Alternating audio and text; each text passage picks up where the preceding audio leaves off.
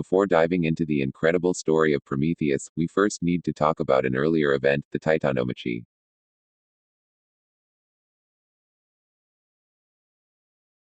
Introduction. What is the Titanomachy? The Titanomachy traces its origin back to Uranus, god of the sky and the first ruler of the universe, who was overthrown by Cronus with the help of his mother, Gaia, the earth. Cronus then castrated his father, seized his throne, and freed his Titan siblings, who had been imprisoned in Tartarus under the tyrannical and selfish reign of Uranus. When Uranus was dethroned, he prophesied that Cronus's own children would rise up against his rule just as he and his siblings had done. Fearing that his future children would rebel against him, Cronus became the same terrible king that his father Uranus had been, swallowing his children whole as they were born to his wife and sister Rhea. Rhea managed to hide her son Zeus, giving Cronus a stone wrapped in swaddling cloth instead. When Zeus grew older, he gave Cronus a potion that forced him to vomit up the children he had swallowed, rescuing his siblings and forming an alliance with them. The Titanomachy was the great war between the Titans, led by Cronus, and the Olympian gods, led by Zeus. This conflict was rooted in the creation of the cosmos, as the young gods challenged the ancient order of the world. For 10 years, the divine forces clashed until Zeus, with the help of the Cyclops and the Hecatoncheires, defeated the Titans. Some Titans, like Hera, Demeter, and Athena, sided with the Olympians, while others were imprisoned in Tartarus. This war not only sealed the fate of the Titans but also marked the beginning of a new era dominated by the Olympian gods, laying the foundation for many future stories, including those of Prometheus and Pandora. Chapter 1. Prometheus's Genealogy. Prometheus, the son of the Titan Iapetus and the Oceanid Clymene, stands out among his brothers for his cunning and intelligence. Unlike his brother Atlas, whose physical strength condemns him to bear the sky on his shoulders, Prometheus is known for his ingenuity and foresight. His name, which means forethought, describes him as a being capable of seeing beyond immediate events, making him one of the wisest Titans. Despite his rebellious nature, Prometheus harbors a deep love for humanity, driving him to defy Zeus for the well-being of mortals. Atlas, on the other hand, is a Titan of great strength but lacks the insight of his brother Prometheus. His punishment, which condemns him to hold up the heavens, reflects his role in the Titanomachy, where he fought against the Olympian gods. Though strong and resilient, Atlas lacks Prometheus's strategic sense, making him a tragic figure who bears an immense burden with no power to change his fate. Epimetheus, the least intelligent of the three brothers, is characterized by his impulsiveness and lack of foresight. His name, meaning afterthought, directly contrasts with Prometheus's, making him a complementary but flawed character. Epimetheus is responsible for accepting Pandora as his wife without considering the consequences this would bring. His poor judgment shows how a lack of foresight can lead to great disasters, in this case, the unleashing of evils upon humanity. Chapter 2. His divine status. Prometheus occupies an ambiguous place within the Greek pantheon. Although he is the son of the Titan Iapetus, he does not fully align with either the generation of the Titans or the Olympian gods. As a result, in many sources, Prometheus is seen more as the son of a Titan rather than a true Titan himself. Unlike his brothers, who are classic Titan figures, Prometheus finds himself in an intermediate position. He is not considered an Olympian god, as his relationship with Zeus and the other gods is tense, particularly after his numerous acts of defiance.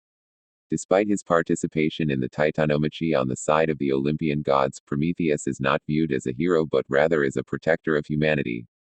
His role is more closely tied to the creation and sustenance of mortals than to heroic or divine deeds. This unique status leaves him in a complicated situation. He does not have a clear place among the gods, yet he does not fully belong to the old generation of Titans either. Prometheus is thus the son of a Titan, a solitary figure who acts as a mediator between gods and men. His position is that of a benefactor to humanity, the first philanthropos, someone who challenges divine powers in defense of mortals. However, this role makes him a problematic figure for the gods, particularly for Zeus, who views him as a threat to his authority.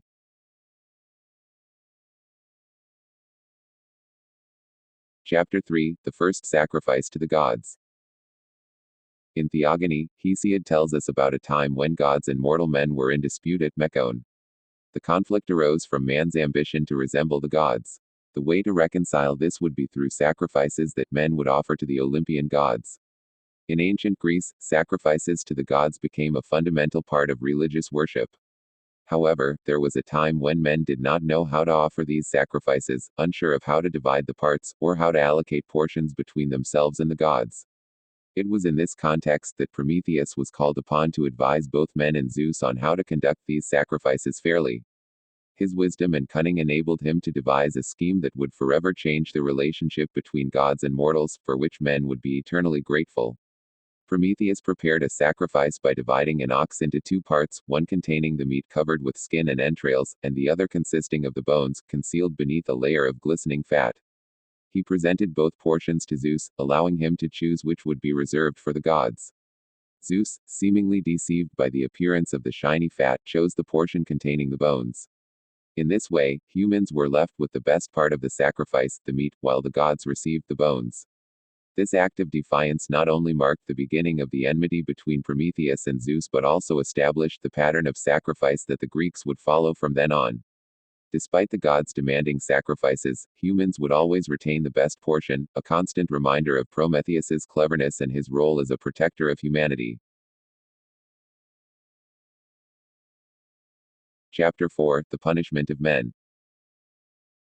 After Prometheus deceived Zeus with the sacrifice, Zeus decided to punish not only the Titan but also humanity. However, Zeus was not truly deceived, his pride and omniscience allowed him to see through Prometheus's trickery. Instead of reacting with immediate anger, Zeus decided to play his own game. He pretended to be fooled, knowing that the real punishment would come later and would affect both Prometheus and the men he sought to protect. Zeus's punishment was subtle but devastating. He decided to deprive humans of fire, an essential resource for their survival and progress. By doing so, he condemned humanity to live in darkness and cold, unable to cook food, warm their homes, or forge tools. This act of deprivation was not merely a physical punishment but a moral blow, a way to show men how dependent they were on the gods. Without fire, men were left defenseless and weakened, their progress halted, and their civilization at risk. In his anger, Zeus demonstrated that even the smallest act of defiance could have massive repercussions. However, Prometheus was not willing to let mortals suffer for his defiance, and he decided to take matters into his own hands. Chapter 5: The Quest for Fire. Determined to help humanity, Prometheus resolved to retrieve the fire that Zeus had taken from them. He ascended to Olympus, once again defying the authority of the gods, and went to the forge of Hephaestus, where the divine fire burned perpetually. Without being detected, Prometheus took a spark of the sacred fire and concealed it inside a hollow reed, a container safe enough to transport the fire without being discovered by the other gods. With the fire hidden in the reed, Prometheus descended back to Earth, where he gave it to men. This act not only restored warmth and light to humanity but also enabled them to advance technologically.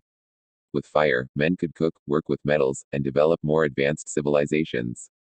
Prometheus had given them the most valuable gift, a gift that symbolized both life and knowledge. However, this final act of rebellion would seal Prometheus's fate. Zeus, furious at the defiance, could not allow a Titan to challenge his authority in such a manner. The punishment that awaited Prometheus would be severe and eternal, a reminder to all beings, both divine and mortal, that no one could defy the king of the gods without consequence. Prometheus, prudent and wise as he was, knew full well the torments and sufferings that awaited him. Yet, his compassion for humanity was such that he never hesitated in doing what he believed was right. Next week we will continue with the second part of the story of Prometheus. If you like the video, subscribe, like, and share the video.